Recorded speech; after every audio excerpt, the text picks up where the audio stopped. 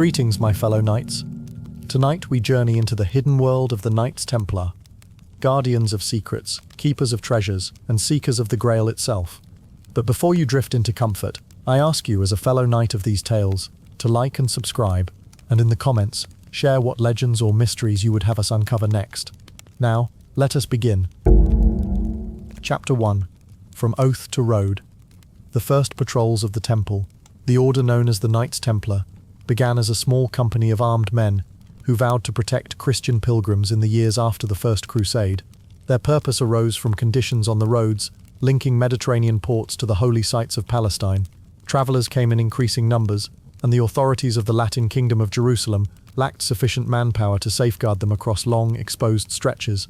The founders saw a need for a disciplined body that would live by religious vows while carrying arms. They framed their identity around poverty, service, and constant readiness, presenting a new model in which the tools of knighthood served an explicitly devotional task.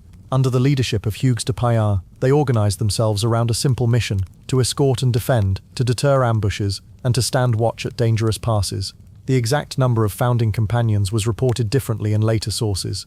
The precise date of their first formal promise was also uncertain. The known pieces fit together around a practical commitment, a clear role at the margins of settled territory, and the first steps toward an institution that joined monastic discipline to military skill. The setting lay in the early 12th century, after the capture of Jerusalem in 1099, and the establishment of Crusader-ruled states along the eastern Mediterranean. The roads from Jaffa to Jerusalem, and from coastal cities to the hinterland, crossed hills and valleys where small bands of raiders watched for isolated travelers. Along these routes, way stations and hospices offered water, food, and rest, but they did not always provide armed protection. The kings of Jerusalem kept garrisons at strong points, yet many stretches between fortresses remained thinly patrolled. Pilgrims walked or rode in groups, often untrained in fighting, carrying news, offerings, and modest belongings. The climate and terrain demanded careful planning. Dry seasons left long distances without reliable wells. Winter rains turned tracks into mud. A few routes took advantage of Roman roads or well-known caravan paths, but detours around contested zones were common. The frontier boundaries shifted with campaigns and truces. In this space, a small, mobile escort force held real value. It could scout ahead, screen the rear of a column, and choose halting places that balanced water access with defensible ground. Hugues de Payens, a knight from the Champagne region near Troyes, emerged as the recognized head of the new company. His background placed him within networks of northern French lords who had ties to the east through kinship and pilgrimage. Godfrey de Saint-Omer, from Flanders, was named in later accounts as a prominent companion. Other early members were named in charters or chronicles at different times. The exact roster at the start was not securely recorded. King Baldwin II, who ruled Jerusalem from 1118, offered support and lodging to the group in the precincts of the temple platform, in buildings identified by Crusaders with the Temple of Solomon. This arrangement gave the company a home base inside the city and marked them out as a body under royal protection. Warmond, the Latin Patriarch of Jerusalem, was recorded as favorable to the idea of armed guardians serving a pious end. Nearby, the Order of the Hospital of St. John ran hospices for the sick and weary. The hospitalers focused on care rather than convoy defense during these early years. Local barons of the kingdom, responsible for their own fiefs, worked alongside the company when large movements of people required a broader escort than the small band could manage alone. The first major step was the pledge taken by Hugues de Payens and his companions to live in poverty and to keep watch over the pilgrim roads. They approached the king and the patriarch to ask permission for this service. The exact words of their early oath were not preserved. With royal support, they began by riding out along the main approaches to Jerusalem, concentrating on known danger points where ambushes had become frequent. They adopted a routine that paired reconnaissance with presence. A few men rode ahead to examine bends, gullies, and thickets. Others stayed close to the group of travelers, regulating pace and maintaining formation. They chose rest stops near cisterns or springs and posted lookouts. Their lodging inside the former Al-Aqsa Mosque on the temple platform fixed their identity in the eyes of residents and visitors. People soon called them the poor fellow soldiers of Christ and of the Temple of Solomon. The company accepted gifts of food, clothing, and horses rather than maintaining a revenue base of their own. Early charters recorded small donations made by devout laymen who approved of the work. A few visiting nobles from Europe, including Fulk, Count of Anjou, encountered the group during pilgrimages and began to speak about them after returning home. As their patrols continued, their methods grew more systematic, They learned the distances between water sources and planned escort times to match the slowest travelers. They marked seasonal changes and adjusted routes to avoid flooded wadis or unstable slopes. When the roads were quiet, they moved in pairs or triads to keep watch at key crossings and to maintain contact with rulers and clergy in Jerusalem. When threats rose, they gathered as a compact troop and set a steady pace that favored cohesion over pursuit. Reports of safe arrivals built confidence among pilgrims and merchants. The group's reputation spread through the kingdom and into neighboring principalities. Small gifts accumulated, including a better range of saddles, tack, and repair tools, which improved endurance. A few Latin churches and monasteries in the West began to note the company in letters, recording them as a new kind of religious association. Hugues de Payens maintained order within the band by balancing prayer, simple meals, and clear rules for movement and rest. Without a written monastic rule at this stage, they followed shared understandings and the guidance of churchmen in Jerusalem. Growth remained modest, but it was steady. Each added rider increased the length of road that could be observed and the number of convoys that could be taken under guard. Contemporary writers provided different accounts of dates and details for the company's beginnings, and later chronicles added stories that could not be confirmed. Some texts emphasized the number of founding knights, others focused on the setting on the temple platform and its symbolic weight. Across these versions, the core facts aligned around a plain reality: a small circle of committed men, led by Hugues de Payens and supported by Baldwin II and Warmond, responded to the needs of travelers by standing guard on exposed roads. They lived within the heart of Jerusalem and went out each day to the country beyond its walls. Their name linked them to a sacred place, and their practice anchored them in a task that others lacked the resources to handle. In a period when pilgrimage and settlement placed stress on the young kingdom, they supplied movement and security. Their first years laid the foundation for later recognition and growth, and they showed how a devotional promise could be joined to practical service on the pilgrim roads. Chapter 2. Law, Privilege, and the Temple's Emblem. The Council of Troyes and the papal sanctions defined the Templars' rule, symbols, and privileges. Their customs were set into an approved code, their public image gained a clear emblem, and their position within the church received formal protection. The order moved from a small band of companions to a recognized religious militia with legal standing across Latin Christendom.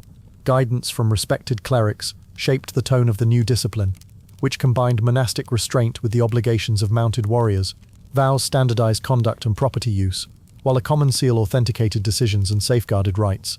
This framework enabled the order to hold land, accept gifts, and govern itself under a master and officers who were answerable to canon law and to Rome. Bernard of Clairvaux's support also placed the brothers within a wider movement for reform and austerity. Early papal bulls confirmed these developments and embedded the order within the legal structures that supported religious life. Together, rule, seal, and sanction gave the Templars a recognizable identity that could be understood by princes, bishops, and townspeople, whether in the Levant or in Western Europe. Troyes in Champagne hosted the council in January 1129, within a region where reforming abbeys and comital authority met on familiar ground. Clerics and nobles gathered in the city's ecclesiastical quarter, and the papal legate presided on behalf of Pope Honorius II. The council addressed several matters, but it gave significant attention to the request from the Templars for a rule and recognition. After Troyes, the work shifted to monastic centres such as Clairvaux, where reflections on a new knighthood were composed, and to Rome, where subsequent popes issued their bulls. The dates of the principal bulls fell across the 1130s and 1140s, 1139 for Omne Datum Optimum under Innocent Sucan, 1144 for Militates Templi under Celestine the Sucan, and 1145 for Militia Dei under Eugenius III. In the Latin East, the statutes guided houses near Jerusalem and along the roads of the Kingdom of Jerusalem and its neighbouring Crusader states. In the West, estates and preceptories in France, England, the Iberian kingdoms and elsewhere applied the same code and displayed the order's authentication through sealed charters. Precise attendance lists for Troyes varied in surviving sources, but the setting within Champagne and the timeline in the following decades were clear. Hugues de Payens, the first master, headed the delegation that sought a rule and formal standing. Bernard of Clairvaux, the Cistercian abbot known for his influence in matters of reform, became the order's prominent advocate and interpreter. Pope Honorius II authorized the council and delegated Cardinal Matthew of Albano to preside, aligning the decision with papal oversight. Count Theobald II of Champagne supported ecclesiastical reforms and maintained ties with Bernard, which placed the council within a favorable local network. Later, 3 popes became central to the order's privileges. Innocent II, who confirmed broad exemptions, Celestine II, who encouraged support for the order, and Eugenius III, who extended rights concerning chaplains and oratories. Within the order, the master was assisted by a seneschal, a marshal, and other officers responsible for discipline, war gear, and resources. The rules described a community that took vows of poverty, chastity, and obedience, and that committed to the defense of pilgrims and the Holy Land. Relationships between clerical supporters and the order created a framework in which warriors lived under a religious statute, and in which popes recognized the brothers' distinct role without placing them under diocesan control. The setup at Troy moved from petition to approval in a structured way. Hughes presented the need for a code that would bind mounted warriors to a monastic discipline while allowing them to fight in defense of sacred sites and travelers. The council examined a draft grounded in the rule of Saint Benedict and adapted through Cistercian practice. It produced the Latin Rule of the Temple, a concise set of articles that defined the brothers' life, property, worship, and obedience. The initial articles were limited in number and expressed a sober spirit that forbade luxury, demanded communal eating, and restricted private possessions. The text set out obedience to the master, common ownership, and a careful use of arms and horses. It also regulated the presence of women in Templar houses and maintained separation from practices judged worldly, such as the keeping of hunting birds. Bernard, drawing on the council's result, composed a treatise on the new knighthood that explained the spiritual purpose of armed service, strengthening the order's standing among clerics and lay patrons. In parallel, the order used a common seal to formalize charters and receipts, establishing a recognizable device with inscriptions such as the phrase, identifying the seal of the soldiers of Christ. The exact origin date of the two riders motif remained uncertain, but the association became widespread in later impressions. The development of papal privileges after the council shaped daily governance and external relations.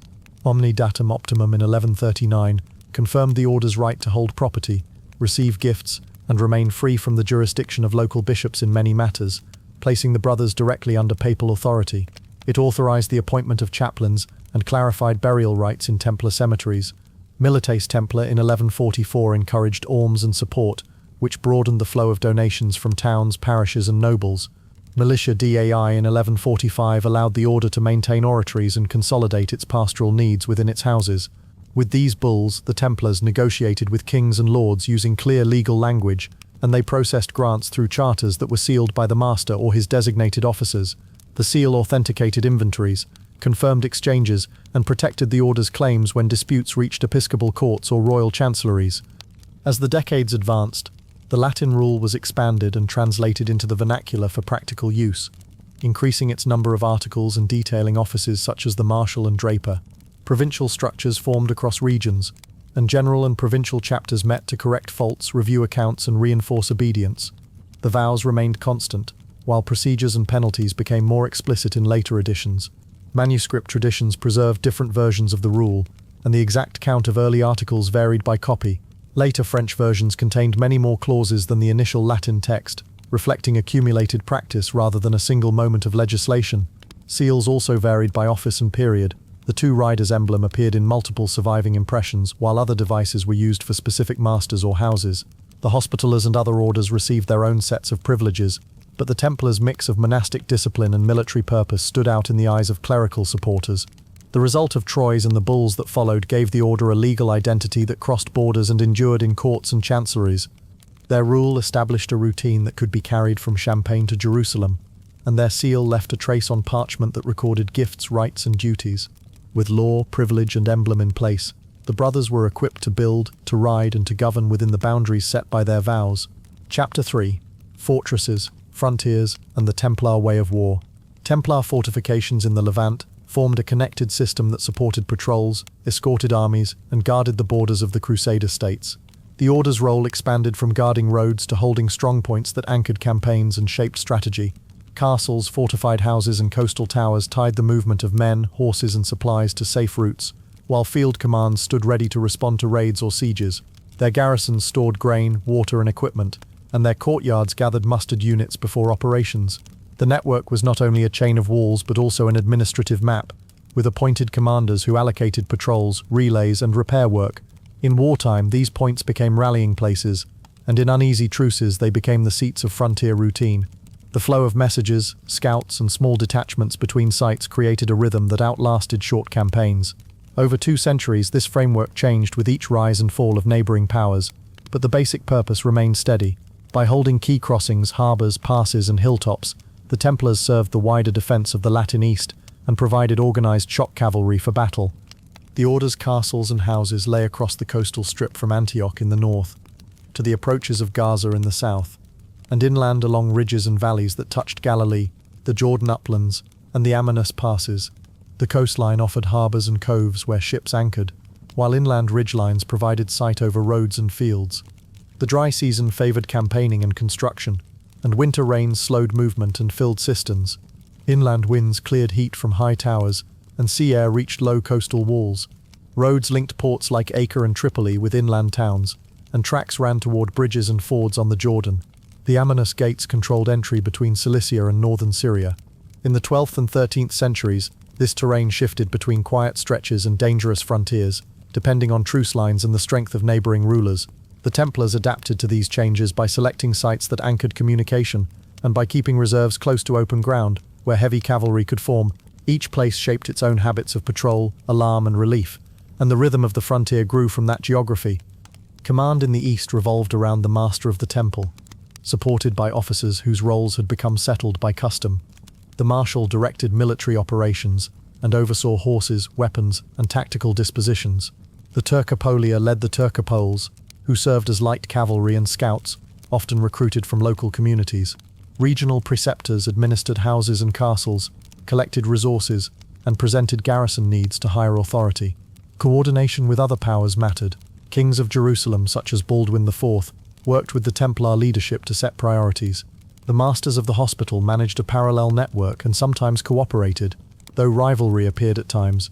Italian communes in port cities controlled ships and quays, and negotiated access and fees. On the opposing side stood leaders who defined the pressure on the frontier. Nur al-Din unified northern forces and tightened raids and sieges. Saladin united Egypt and Syria, and broke Latin field power in 1187. Later, Baybars organized the Mamluk system of marches and sieges, and Qalawun continued that program. Generals, lords, and envoys moved through this framework, and the Templar officers were one set of actors within a wider coalition and contest. In the decades after the First Crusade, the Templars received and developed sites that hardened the frontier. Gaza became a southern anchor after a royal grant, and it supported patrols along the road to Egypt and toward Hebron. Tortosa on the Syrian coast provided a northern base with a solid church and citadel that the order integrated into a larger defensive enclosure.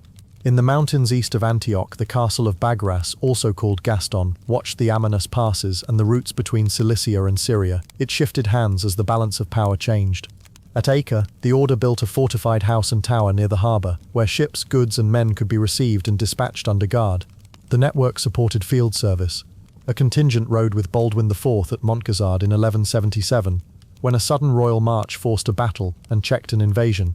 Relief columns moved between castles to raise sieges or escort convoys. On campaign, Templar units formed cohesive squadrons under the Marshal, while the order's standard provided a fixed rally point when formations shifted under pressure. The years before 1187 saw frequent truce-making and raiding, and the castles helped keep lines open during those unsettled cycles. The crisis of 1187 changed the map. After the defeat at Hattin, many fortresses surrendered or fell, and southern strongpoints were abandoned or dismantled. A new coastal strategy followed the recovery of ports in the Third Crusade. Under Robert de Sablé as master, the order's contingents fought in set-piece actions such as Arsuf in 1191, where disciplined charges supported the main army and helped secure movement along the shore.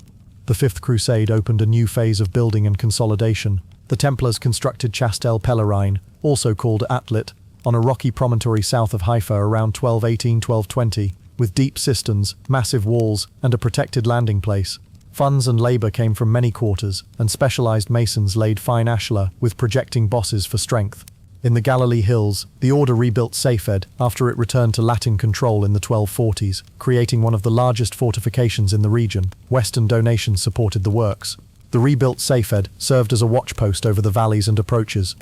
Meanwhile, Acre remained the central base, where the Templar house tied land and sea. When the Mamluks advanced under Baybars, sieges relied on heavy engines and mining. Safed fell in 1266 after systematic assault and negotiation. Antioch's fall in 1268 collapsed the northern line. Isolated sites held out until Acres-long siege in 1291. Guillaume de Beaujeu, then master, was mortally wounded while directing the defence. After Acre fell, the order evacuated Chastel Pèlerin and Tortosa by sea and destroyed parts of their works to deny them to the enemy. The Levantine network ended with those withdrawals, and field forces returned to the islands and the west to reconsider their role. Descriptions of individual fortifications and garrisons came from charters, chronicles in Latin and Arabic, and later archaeological study. Some attributions of ownership changed over time, and a few sites remained disputed in modern scholarship. When records were silent on staffing or building phases, researchers used careful comparisons with other sites to suggest likely patterns. The general picture was clear. The Templars held a set of coastal and inland points that supported patrol, convoy, and campaign, and they fielded disciplined cavalry formed around an established command structure. Their castles shaped the logistics and timing of war in the Levant, and their officers worked within alliances and constraints set by kings, communes, and neighbouring emirs. Even as walls fell and maps shifted, the system kept its purpose until the final evacuations. The memory of those stones persisted in later accounts and studies, and the Order's way of war in the East rested on the balance between fortress and field. Chapter 4. Preceptories, Ports, and the Flow of Silver. The Templars' western network linked hundreds of preceptories, farms, and urban houses into a system that sustained their work abroad. It moved grain, wine, wool, horses, and coin toward the eastern fronts, and brought back news, correspondence, and the occasional pilgrim. It also refined instruments of payment that allowed money to travel more safely than coin in a saddlebag. The Order did not grow rich from mystery. It grew capable through organization, routine, and patient bookkeeping. Gifts of land and rent supported this framework, and so did small dues from tenants, toll exemptions granted by papal privilege, and profits from managed estates. Preceptories acted as local anchors, collecting produce, storing supplies, and distributing obligations. They organized caravans to river ports and arranged space on ships bound for the Mediterranean. They received sealed instructions from superiors and forwarded them with deliveries and letters of credit. Through this web, a donation in a northern village could be counted, recorded, and eventually translated into food for a garrison, fodder for mounts, or coin for hired labor across the sea. It was a network built for continuity, and it relied on steady habits more than dramatic feats. Its setting lay across the kingdoms of Western and Central Europe from the 1120s to the early 1300s. Houses stood in France and England, in the realms of Aragon and Portugal, in the Italian cities and the German lands, and in Hungary and the lands of the Balkans. Many sat near market towns, river crossings, or road junctions where goods could move with fewer obstacles. Rural granges worked fields, vineyards and pastures, and urban houses maintained workshops, storehouses and guest rooms. Inland routes followed the courses of the Loire, Seine, Rhône, Rhine, Po, Ebro, Tagus, and Thames, along with many smaller waterways. Overland carts met river barges, and river barges met ships at harbours on the Atlantic and the Mediterranean. Ports such as those on the coasts of Provence and Liguria saw frequent Templar consignments, and northern outlets fed supplies down to them. The climate and seasons shaped the calendar. Harvests and shearing came in their turn. River levels rose and fell, and shipmasters waited for safe winds. War and truce in various kingdoms interrupted transport at times. Yet the system resumed when roads reopened. The principal figures were the preceptors who directed each house, the provincial masters who coordinated regions, and the master of the temple who presided over the whole order.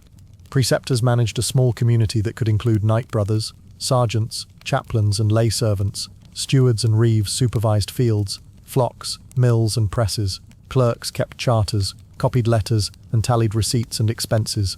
Messengers and mounted sergeants moved records and parcels between houses. Provincial masters gathered reports at periodic meetings, adjusted quotas for shipments, and assigned escorts to convoys. Relationships extended outward to tenants who held Templar lands, to neighbours who shared irrigation and grazing, and to municipal authorities who regulated markets and tolls. Merchants and shipowners provided carriage for hire, especially in Italian and Provençal ports.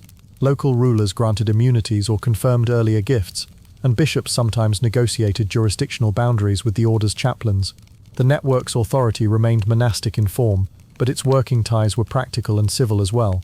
Instructions moved downward by sealed letter, and accounts moved upward on a fixed schedule. In this way, local effort aligned with distant needs without constant improvisation. The growth of preceptories began with charters of donation from lords, bishops, and townspeople who wished to support the order's mission. These charters established rights to fields, mills, ovens, fisheries and parcels in town. The houses acquired additional plots by purchase when funds allowed, consolidating strips into larger granges for efficient cultivation. As holdings expanded, preceptors arranged leases called emphyteusis in some regions, granting long-term tenures to reliable farmers in return for steady rents and improvements. Produce from these properties entered a cycle of collection, storage and dispatch. Grain filled granaries, wine rested in casks, wool was pressed into bales, and horses were trained and fed. When quotas were met, the preceptors organized transport to rivers and ports. At the same time, the order gradually adopted letters of credit that recorded deposits at one house and authorized withdrawals at another. A pilgrim or envoy who deposited coin in the west could present a sealed letter in the east and receive funds without carrying gold across dangerous roads. Clerks recorded both sides of the transaction, and the balance was settled between houses through later adjustments and shipments. Over the 13th century, the system grew more regular. Provincial masters set delivery windows tied to harvests and sailing seasons, and they spread risk by dividing consignments among several carriers. Contracts with merchants specified weight, route, and delivery, and a preceptor's seal validated the terms. Where river tolls could not be avoided, the order showed papal privileges that reduced charges. If famine or war struck a region, other provinces increased their quotas for a time. The financial instruments also matured. Letters of credit became more standardized in wording and in the placement of seals, and some were countersigned by two houses to add assurance. Pilgrims who could not write had their names entered by clerks and confirmed by witnesses. Revenues were diversified. In England and parts of Flanders, wool sales brought reliable coin that moved south by account rather than by wagon. In the Mediterranean lands, olive oil, wine and sugar from leased mills added to the stream. The result was not a single treasury in the West, but a tissue of houses that exchanged value. Reconciliation came through annual or biennial audits, where visitors checked rolls and matched promises to deliveries. Regional variations gave the network its flexibility. In Iberia, some houses supported nearby frontier campaigns, and also forwarded surplus southward by sea. In Italy, the proximity of maritime republics made shipping and insurance contracts easier to arrange. In France, the scale of holdings allowed steady cereal and wine exports toward southern ports. In England and the German lands, dispersed estates favored livestock and toll farms, with revenues moving by tallied accounts reconciled across borders. Urban houses near great fairs handled seasonal surges in trade and credit, while rural granges kept the base of food and fiber. Records were preserved in cartularies, but many details have not survived. Where documentation is silent, a neutral account remains appropriate. The Western web did not rest on secret practices. It rested on many ordinary acts repeated over years. Contracts were made, harvests were stored, clerks wrote entries, and riders carried sealed letters from one table to another. The network endured because it fit the rhythms of fields and markets, and it held together until larger storms began to test every strand. Chapter 5. Uniforms, ranks, and the quiet rhythm of life habit. Symbols, hierarchy, and ceremony formed the visible and audible shape of the Knights Templars' common life. Their clothing marked status and purpose. Their offices defined responsibility and obedience. Their days moved by fixed prayers, plain meals, inspections, and chapters of discipline. Their admission rites brought new men under vows that separated them from family interests and private goods. These patterns appeared in the Latin rule and in later customary texts that explained practice in houses and on campaign. Some details were stable across the centuries, while others shifted with circumstances, seasons, and regions.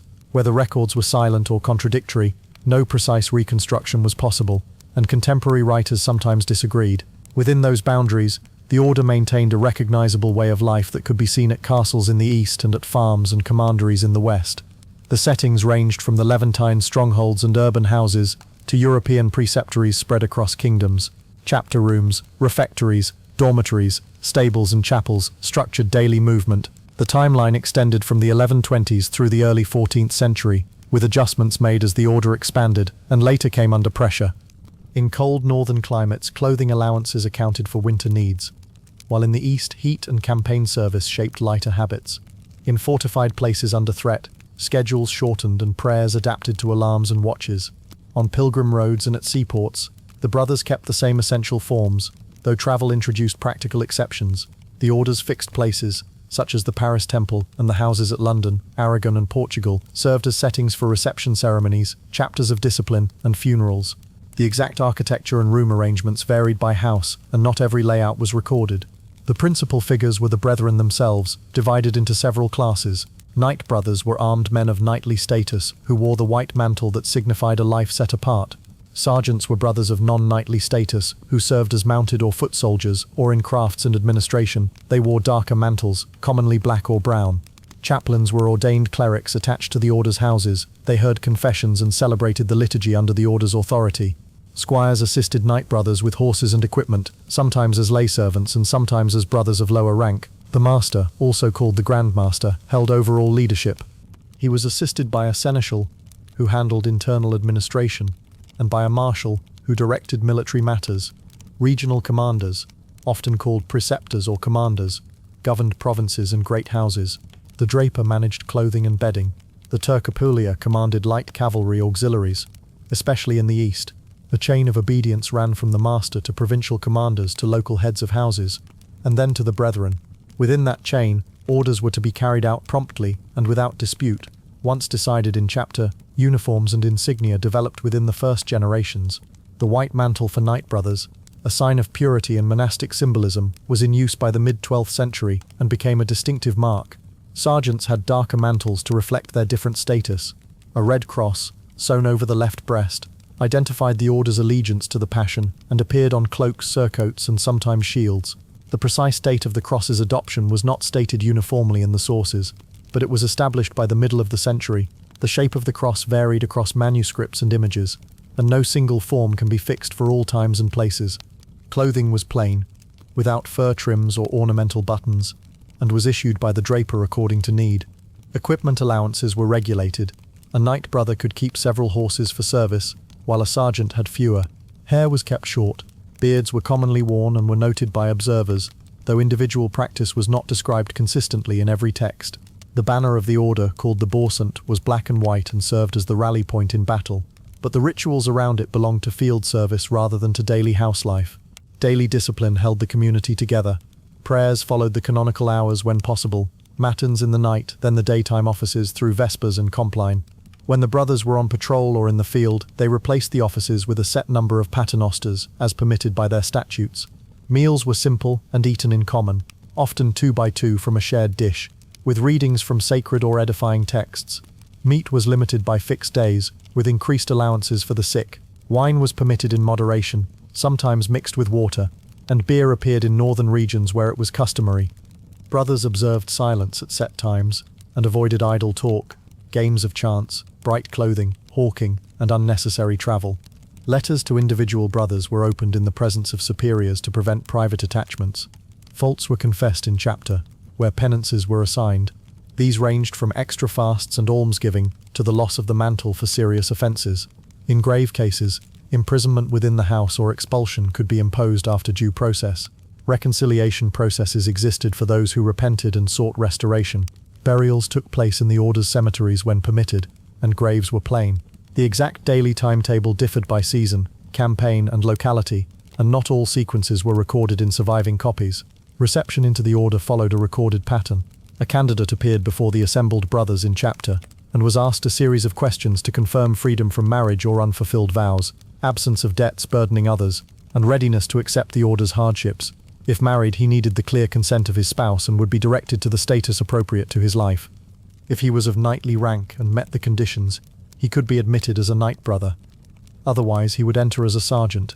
The brethren warned him that the order demanded obedience, poverty, chastity, and constant service.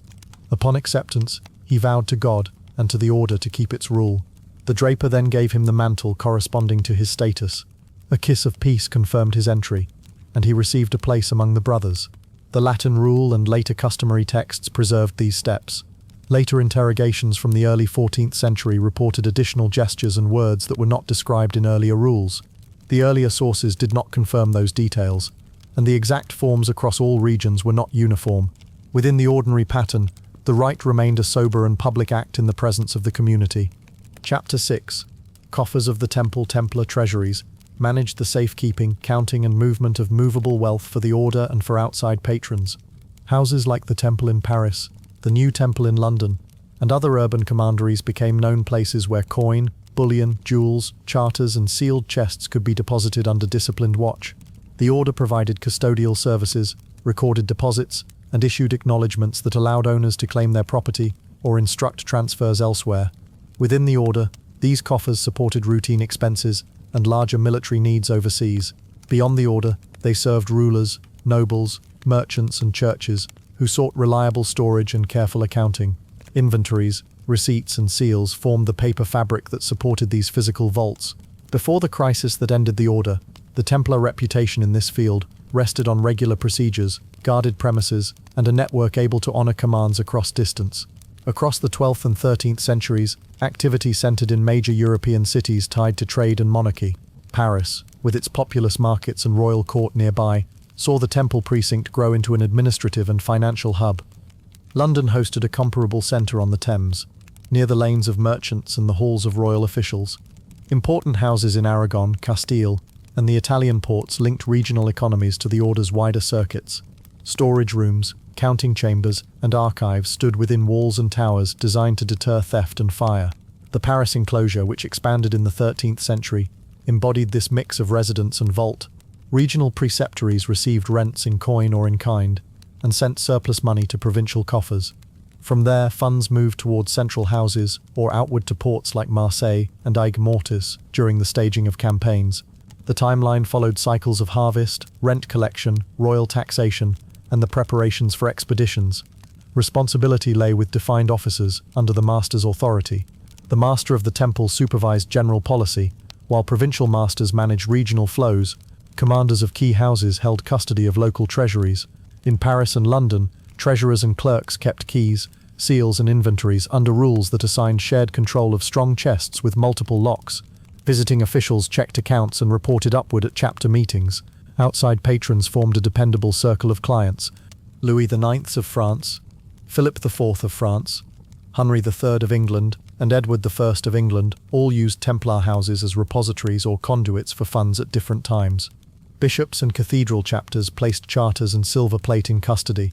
Noble households stored dowries, ransom funds, and portable wealth in sealed bags. Merchants lodged capital for a season between voyages. The relationships rested on confidence that notices issued under the temple's seal would be honored at other houses, and that the goods named in inventories would be intact when called for. Procedures followed a learned routine.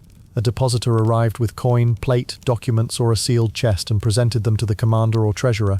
Clerks counted, weighed, and listed items, often noting the type of coinage, the gross weight of silver or gold, and the distinguishing marks on a bag or casket. They entered these details in registers and issued a quittance under the house's seal. For valuables, they preferred chests with more than one lock, each key assigned to a different keeper, and they placed seal cords across lids to detect tampering. The storerooms were divided so that private deposits did not mingle with the house's operational funds. When a patron ordered a transfer to another city, the receiving house received advance notice, often by bearer of a sealed letter. Messengers travelled known roads under the protection of the order's network. In England, royal records acknowledged deliveries and payments at the new temple. In France, the Paris temple regularly received and released sums at the direction of the royal administration. The same mechanisms served lesser clients, scaled to smaller amounts, but following the same forms. Over time, the scale grew, and the houses adapted. The Paris temple expanded its enclosure and strengthened its keep, reflecting the volume of valuables placed within. During preparations for Crusades, large accumulations of coin and plate passed through its counts before moving south by river and road. The order acted as paymaster for garrisons and for transport, advancing funds on written orders and later reconciling accounts with the crown or with noble patrons. Fees for custody, counting, and transport supported the service without presenting as interest. In London, the new temple stored royal documents and at times the regalia, and its officers made disbursements by writ. Provincial centres in Aragon, Catalonia, and Portugal kept similar routines on regional scales. Inventories provide modern glimpses into practice. Lists preserved from the early 14th century named coins, silver vessels, textiles, horses, and even simple household goods, showing that deposits mixed private property with the order's own necessities. The entries showed careful notation of origin and ownership where known, and generic descriptions where the origin had been forgotten. Before the arrests, audits, and visitations sought to regularize records and ensure that keyholders agreed on balances. The wider landscape varied by region. In Italian cities, specialized bankers handled many transactions, while Templar houses emphasized storage and transfers tied to crusading and to ecclesiastical patrons. In the Iberian realms, where frontier warfare continued, Templar treasuries supported local campaigns and protected family hoards during periods of unrest. Experienced royal governments used multiple repositories, but the temple remained among the safest options available, with the hospitallers sometimes serving similar roles. Exact internal auditing methods were not uniform across all provinces, and some details remain unknown. What is clear is that the order's coffers were run with shared keys, sealed documents and routines that balanced access with security. Given the steady rhythm of deposits and withdrawals, the houses became part of the background of European governance, commerce and piety. Their calm rooms and measured records kept movable wealth in order, until changing politics and suspicion disrupted that settled trust. Chapter 7. Romance, Relics, and the Making of a Legend. The Holy Grail entered European literature in the late 12th century and developed across the 13th century into a rich cycle of stories. Writers shaped its form from a mysterious serving dish into a sacred vessel tied to the Passion of Christ, and then into an emblem of spiritual perfection pursued by chosen knights. The military order of the Temple became famous during the same period, and both subjects moved through the same aristocratic circles that enjoyed chivalric tales. Later readers and writers drew lines between the Grail and the Templars, but surviving records of the order offered no direct evidence for a connection. The chapter traced how the Grail legend formed, who shaped it, and how the association with the Templars grew in later centuries as an interpretation rather than a documented fact. It set the Grail stories alongside the order's historical footprint, and it kept the lines between literature and institutional history clear. Where details of influence or transmission remained unclear, the account noted the uncertainty without speculation. The earliest Grail narratives were composed in northern France, especially in the cultural orbit of Champagne and Flanders, around 1180–1210. Courts hosted poets, and monasteries and urban workshops produced the manuscripts that preserved their work. Performances took place in halls and chambers where trained readers or jongleurs recited texts to noble audiences, while scribes made copies for patrons who wished to own books. From this heartland, the stories moved into the German-speaking principalities, across the Channel into England, and into the Iberian kingdoms. They circulated in Old French, and then in Middle High German, Anglo-Norman, Middle English, and medieval Iberian vernaculars, alongside Latin prologues and summaries in some compilations. The Order of the Temple maintained houses near many of these centres, but writing and copying of Grail texts belonged to literary and courtly communities. No surviving manuscript identified a Templar patron for a Grail romance. The two worlds overlapped in geography and time, yet they followed distinct paths in purpose and record. Several authors anchored the emergence and transformation of the Grail theme. Chrétien de Troyes, active in the 1180s at the courtly circle of Philip of Flanders, introduced the Grail in his unfinished romance Perceval. Robert de Boron, writing near the turn of the 13th century, recast the Grail as the chalice of the Last Supper, and linked it to Joseph of Arimathea. The great old French prose compilation often called the Vulgate Cycle, composed by anonymous clerks in the early 13th century, expanded these ideas, added the Cuesta del Sangral, and introduced the figure of Galahad as the faultless knight who achieved the vision. In the German sphere, Wolfram von Eschenbach drew on and argued with the French tradition in his Parzival, altering the object itself and the guardians around it. Later English tradition, including the 15th century compilation by Thomas Mallory, gathered and reshaped earlier material for new audiences. The Order of the Temple stood in this landscape as a historical institution of knights and sergeants serving the papacy, with no known literary role in commissioning or guarding Grail narratives. Later antiquarians, romantic writers and modern popular authors became the main figures in fusing the two story streams. The first step in the story's growth came with Chrétien de Troyes. In Perceval, composed in the 1180s, a young knight witnessed a solemn procession in a mysterious castle where a shining Graal passed by, accompanied by a bleeding lance and other significant objects. Chrétien did not finish his tale, and he did not define the Graal as a chalice. Its function remained uncertain, which invited continuations by other poets who tried to complete the narrative. Robert de Boron then gave the Graal a clear identity. In Joseph d'Arimathie, he stated that Joseph received the chalice from the Last Supper and used it to catch Christ's blood, and he traced a Christian line of guardianship that carried the relic westward. The Vulgate Cycle, compiled in early 13th century prose, drew the Arthurian world and Christian salvation history together.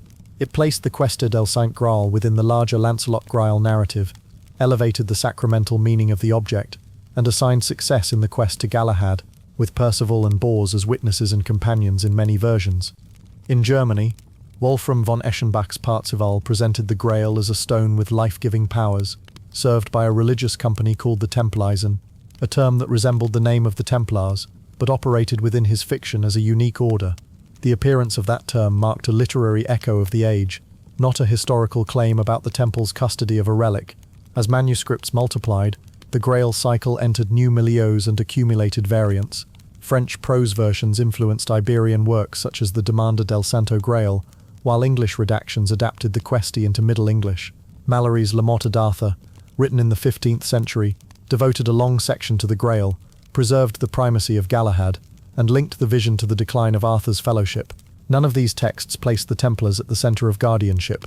Meanwhile, the Order of the Temple rose and fell in historical time, ending in the early 14th century after arrests and papal suppression. With the Order gone, later centuries gave room for imagination to graft the Templars onto the Grail story. Early modern antiquarians speculated about secret survivals. 18th century Masonic systems adopted Templar names and hinted at hidden wisdom without historical proof. In the 19th century, Romantic medievalism revived Arthurian subjects across Europe. Alfred Tennyson retold the Grail quest for Victorian readers, and Richard Wagner composed Parsifal with a self-contained community of Grail servants.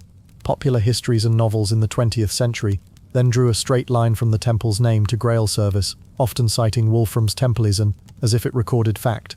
Surviving Templar inventories listed ordinary chalices among other liturgical items but did not identify a unique Grail. Trial records and house archives contained no claim to possess or protect such a relic. The association remained a construction of later interpretation and modern storytelling rather than a conclusion from contemporary evidence. The Grail legend drew on several streams of culture. Scholars pointed to Celtic motifs of wondrous cauldrons and healing vessels, to Christian theology of the Eucharist, and to chivalric ideals that valued purity, service, and penitence. The Old French word graal, or grial, originally meant a serving dish, and its transformation into a chalice and then into a symbol of grace occurred within literary hands over time. Across the manuscripts, the object appeared as dish, cup, or stone, and its guardians varied from hermits and monastic figures to dedicated knightly companies within the fictional world. Wolfram's Templison stood as one such internal creation. For the history of the temple, the Grail corpus functioned as a nearby mirror of the era's hopes and fears, not as a source for the order's practices or possessions. Variants of the stories flourished, and the precise paths of influence remained debated. What could be said with confidence was simple. Medieval authors built the Grail out of faith and narrative craft, and later ages placed the Templars beside it through inference and desire. The two threads met most strongly in imagination, and they stayed separate in the surviving records. Chapter 8. After Acre. Gathering Storm. The years after the fall of Acre marked a turning point in the history of the Knights Templar. The loss of the last major stronghold in the Levant in 1291 ended the Order's long chapter as guardians of coastal fortresses and convoys in the Holy Land. The Order survived, but its role shifted. Leaders and brothers reassessed strategy, reviewed resources, and considered how to serve their founding mission when the ground that had defined it was gone. They managed estates across Europe, maintained ships and arsenals where they could, and searched for paths back to the eastern shores. Their administrative skills remained strong, and their reputation for reliability still stood in many courts. Yet pressures grew. The costs of maintaining houses, men, and horses continued, while new opportunities for income were uneven. At the same time, royal needs, especially in France, pressed on the Order's functions as bankers and custodians. Political calculations began to weigh as heavily as crusading plans. Proposals for alliances and reforms multiplied. Debates on merging military orders resurfaced. In that climate, admiration and suspicion mixed. The Order's leadership moved between islands and courts, advancing schemes for renewed campaigns, while a gathering storm of financial strain and royal ambition edged closer around them. The setting of these changes stretched from the eastern Mediterranean to western capitals. On Cyprus, which had served as a staging ground for crusaders since the late 12th century, the Order regrouped after Acre's fall. It used Cypriot harbours and towns as bases for meetings, warehouses, and ship repair. The precise location of the main residence on the island remained uncertain. The island of Ruad, off the Syrian coast near Tortosa, briefly became a forward foothold. In Armenian Cilicia, Christian rulers faced pressure from Mamluk armies and looked for aid from Western knights and from the Mongol court in Persia. Along the Nile, and in Syria, the Mamluk sultans fortified their positions. In the west, Paris, London, and Italian ports remained nodes in the Templars' financial and logistical web. Paris housed a major treasury, and the London Temple often served English royal business. Papal authority shifted across cities such as Rome, Perugia, and Anagni, and later gathered near the French sphere. The time frame ran from 1291 through the first years of the 14th century, when plans for renewed expeditions competed with the realities of war costs, tax disputes, and contested authority between crown and church. The principal figures during this period formed a network of rulers, clerics, ministers, and masters of orders. Thibaut Gaudin, who had been treasurer in the East, became Grand Master after Acre's fall and guided a cautious regrouping before his death around 1292. Jacques de Molay succeeded him and served as Grand Master in the years that followed. In France, King Philip IV and his ministers, Guillaume de Nogaret and Enguerrand de Marigny, directed policies on finance and justice that touched the order. In England, King Edward I continued long-standing dealings with the Temple. In the Crown of Aragon, King James II managed relations with both military orders and with his own fiscal needs. On the papal side, Nicholas IV tried to rally support for the East. Boniface VIII clashed with the French king on authority and taxation. Benedict XI's short tenure gave way to Clement V, who considered crusade plans and reforms, including proposals to merge the Templars and the Hospitallers. Among the Hospitallers, Guillaume de Villaret, and later Fulk de Villaret, led their order's own strategies.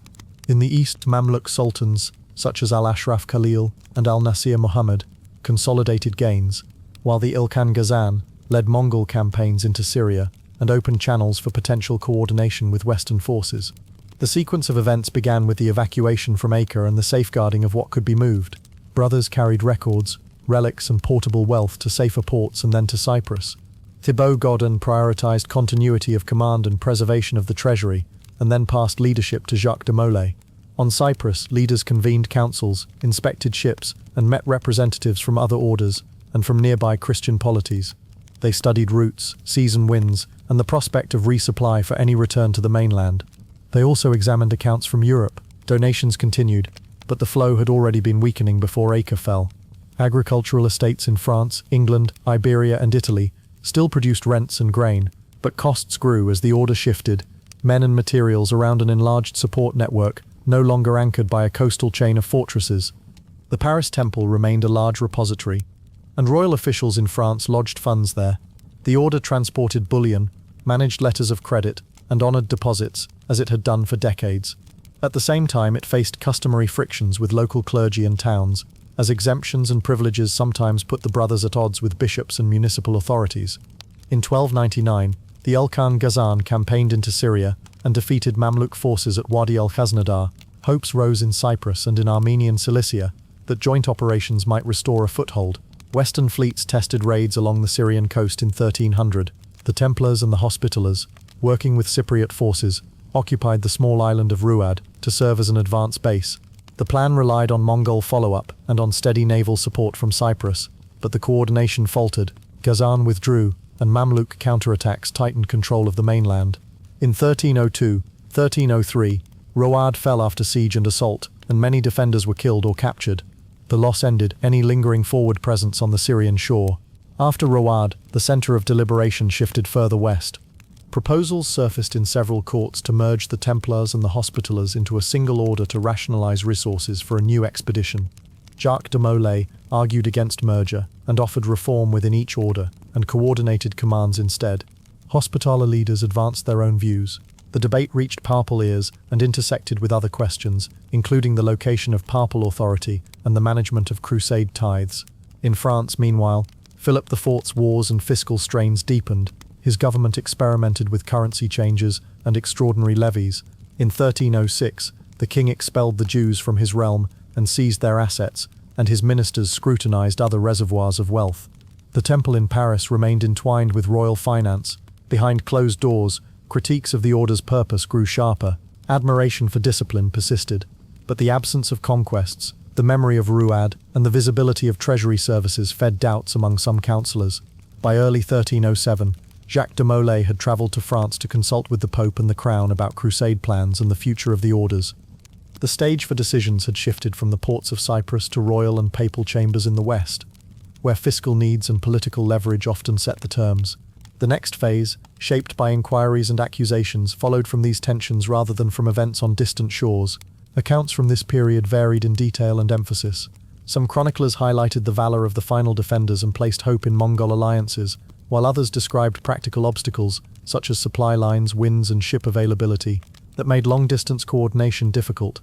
Not all royal courts treated the order with the same suspicion. In England, the temple retained its role in royal finance and enjoyed protection for a time.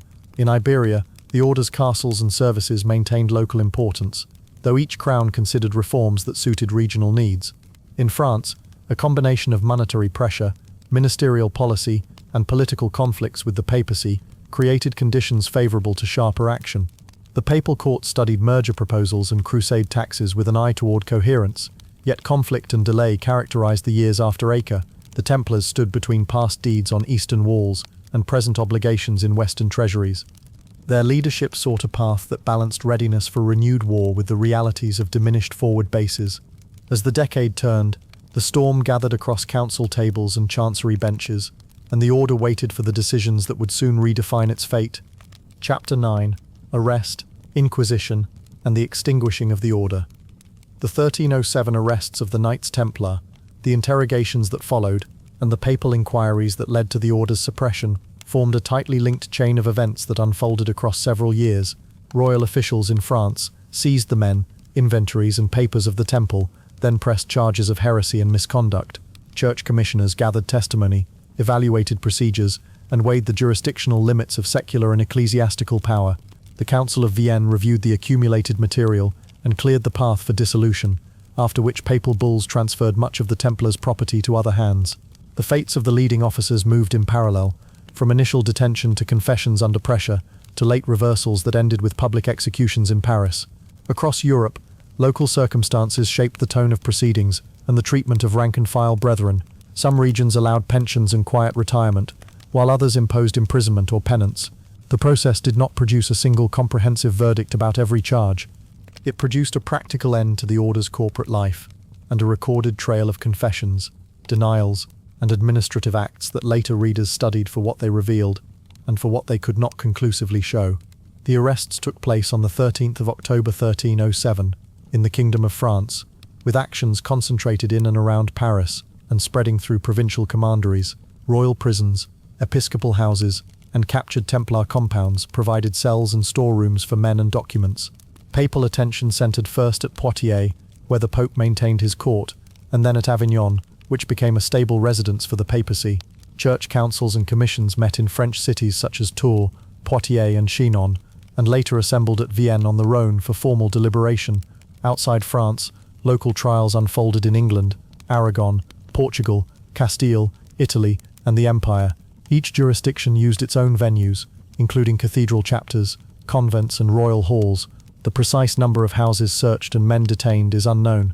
Many parchments were catalogued and sealed, while others never entered central registers. The passage of documents between royal clerks, inquisitors, and papal envoys left a record that was extensive in some areas and fragmentary in others. This uneven archive shaped the later reading of the affair, and explains why some details of place and date remain uncertain. The principal figures included King Philip IV of France, who directed the initial operation through his ministers, and Pope Clement V, who asserted papal jurisdiction over the charges affecting a military order under the Holy See. Guillaume de Nogaret, a chief royal councillor, and Guillaume de Paris, the Dominican inquisitor for France, played central roles in the conduct of interrogations and the framing of the case. The Templars' Grand Master, Jacques de Molay, stood at the centre of the proceedings along with other senior officers, such as Hugues de Parot, the Visitor of France, and Geoffroy de Charnay, Preceptor of Normandy. Papal commissioners, including cardinals and canon lawyers, received and examined testimony on behalf of Clement V. They managed inquiries into both the order as a body and individual brothers. The relationship between crown and papacy was tense and transactional. Philip pressed for resolution favourable to his realm, while Clement maintained procedures that kept final judgment in ecclesiastical hands. Local rulers elsewhere cooperated to varying degrees. Edward II of England followed with arrests after initial hesitation. James II of Aragon and Denis of Portugal managed proceedings with regard for their own political and military needs. The setup began with sealed royal orders, circulated to sheriffs and bailiffs in France, instructing dawn seizures of men, houses, horses and inventories. The charges listed heresy, denial of Christ, spitting on the cross, illicit kisses, and improper initiation practices, along with accusations of idol veneration under the name Baphomet. Royal interrogations used methods allowable under inquisitorial procedure, including torture, which produced many confessions. Jacques de Molay allegedly confessed soon after arrest, then requested an audience with the Pope, indicating an early recognition of papal authority. Clement V reacted by expressing concern over the crown's unilateral action, and by asserting the Church's exclusive competence over an order of religion. In November 1307 he issued Pastoralis Praeeminentiae, instructing other rulers to arrest Templars and secure their goods pending inquiry. Subsequent months saw overlapping processes. Royal inquiries in France continued, while papal commissions sought to review confessions and to question leading officers under ecclesiastical authority. In 1308 papal envoys questioned de Molay and others at Chinon, issuing a form of absolution related to personal faults while reserving judgment on the order's status. The Chinon record later became an important document for understanding the Pope's stance. The development of the case moved toward a general council. In 1311 bishops and theologians gathered at Vienne to consider many matters, including the Templars. Testimony and dossiers prepared over the previous 4 years were presented. Debate considered the validity of confessions made under duress, the persistence of scandal across Christendom, and the danger of disorder if the controversy continued. In March 1312 Clement V. issued Vox in Excel, suppressing the order not by a definitive sentence of guilt, but by apostolic ordinance based on scandal and public utility. In May he issued Ad Providum, transferring most Templar property to the Hospitallers. In practice, the transfer faced delays and diversions, especially in France, where royal administration held properties for extended periods and deducted expenses and debts. In Iberia, local solutions took shape. In Portugal, the Order of Christ was founded in 1319 to receive former Templar assets and personnel. In the Crown of Aragon, the Order of Montesa was established in 1317 for a similar purpose. In England, many brothers received light penances and pensions. In parts of the Empire and Italy, outcomes varied by bishopric. Senior leaders in France fared worst. In March 1314, after a public proclamation of sentences, Jacques de Molay and Geoffroy de Charny withdrew their earlier confessions, were declared relapsed heretics, and were burned on an island in the Seine. Context around the charges and their handling varied across regions and sources. Some depositions reported ritual denials at initiation, others described irregular greetings, and some mentioned a mysterious head or name, but descriptions conflicted and often followed leading questions. The term Baphomet appeared in some records without a clear definition. Many confessions were inconsistent, and a number of men later recanted. The Chinon record showed that papal commissioners considered absolution for certain individuals, while the council suppressed the order as a whole for the peace of the church. Inventories of Templar houses listed movables and rents, typical of large estates. No verified record documented a hidden treasure or relic of extraordinary nature. The outcome dissolved a corporate body that had existed for nearly 2 centuries and placed its resources under new control. Brothers who survived entered other communities, lived under pensions, or passed into quiet obscurity. Leaders who remained defiant met death in public view.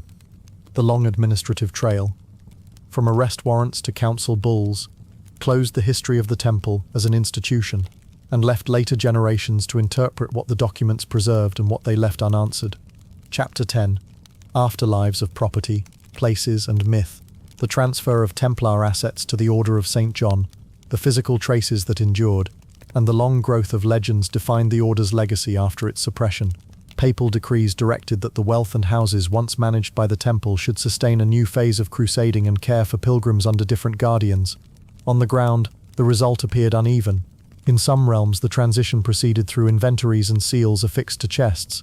In others, royal officers and local lords delayed, diverted, or disputed the handover.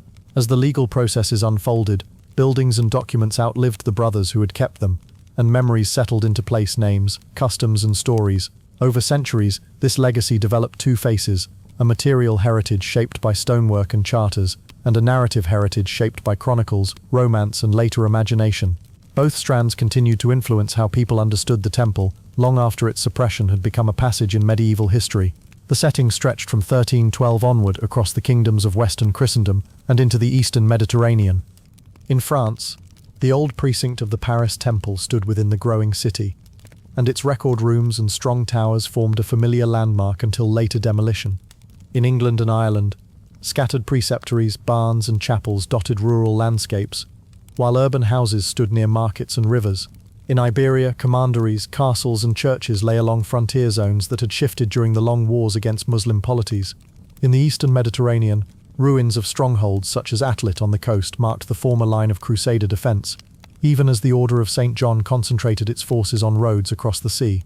London, Thomas, Montesa, and other places carried the imprint of the former order's presence, whether in round-naved churches, fortified enclosures, or grange complexes. Exact numbers of surviving structures were uncertain and depended on regional surveys. The principal institution in the transfer was the Order of St. John of Jerusalem, often called the Hospitallers, which had long combined charitable work with military defense. The papacy, led in the key years by Pope Clement V and then by Pope John X, set the legal framework and appointed commissioners to execute property transitions. European monarchs held decisive influence in their realms. King Philip IV's administration in France, King Edward II's government in England, King Denis in Portugal, and King James II in Aragon shaped outcomes through councils, lawsuits, and grants. Former Templar brothers appeared in records as pensioners, new recruits, or laymen placed under supervision depending on judgments. In Iberia, new or reformed orders, such as the Order of Christ in Portugal and the Order of Montesa in the Crown of Aragon, stood alongside the Hospitallers as recipients of former Templar estates. In later centuries, antiquarians, archivists, and local historians served as interpreters of this network, bringing old charters and stones into new narratives. Key events began with papal bulls that suppressed the temple and reassigned its goods. The bull Vox in Excelso ended the order, and Ad Providum directed that its holdings should pass to the Hospitallers, except where other dispositions were made by later decisions.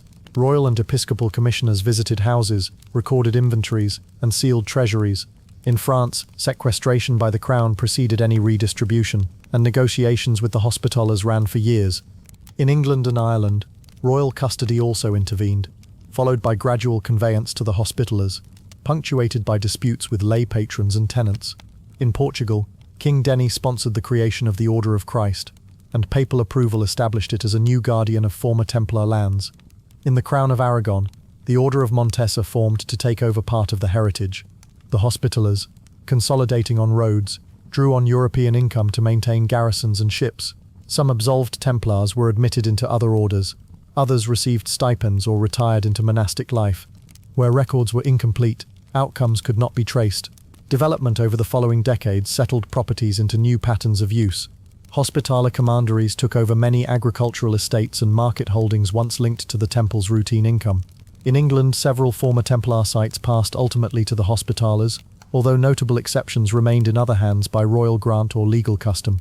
In France, prolonged litigation resulted in transfers, compensations, and alienations, while the Paris temple served changing royal purposes before its towers were removed in the 19th century. In Portugal, Tomar evolved into the seat of the Order of Christ, and the great church and fortress complex there preserved an architectural core from the Templar period within later additions. Across Europe, chapels with round or polygonal plans, such as the Temple Church in London and other churches with similar forms, continued as places of worship or adapted to new roles. Rural granges like Cressing Temple in Essex, and commanderies such as Garway in Herefordshire, left barns, halls, and chapels that could be studied for building techniques and estate layouts. In the eastern Mediterranean, ruins like Atlit remained silent markers of a lost frontier. Archival traces proved equally durable. Trial records, papal registers, royal rolls, and cartularies documented properties, personnel, and proceedings. The Chinon parchment, kept in the papal archives and published in modern times, recorded an absolution granted to leaders of the order within a limited context. Many local charters survived in national and regional archives, while others were lost to fire, war, or decay. Where gaps appeared, historians noted the absence without conjecture. Cultural memory unfolded alongside the material legacy. Medieval chronicles carried forward judgments on the temple, while later literature and ritual built new meanings on the old name. Early modern writers assembled compilations of orders of chivalry that included the temple among past examples. In the 18th century, some strands of Freemasonry developed origin legends that linked their traditions to the Templars, and new societies adopted Templar symbolism without organizational dissent. Romantic authors in the 19th century presented Templar figures in fiction, shaping public images that blended history and drama. In later popular culture, stories connected the temple to buried treasure, to the fate of kings, and to unusual dates, though surviving records did not support those claims. Associations between the temple and sites such as Rosslyn Chapel in Scotland entered modern legend, even when the historical link was unclear.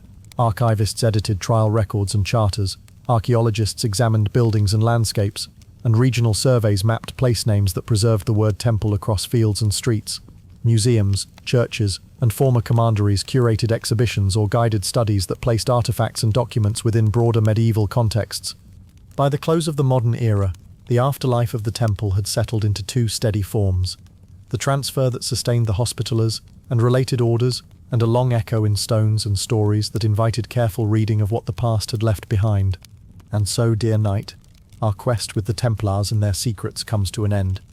May your rest be calm, your dreams guided by hidden treasures, and until our next tale, ride faithfully under the stars. Good night.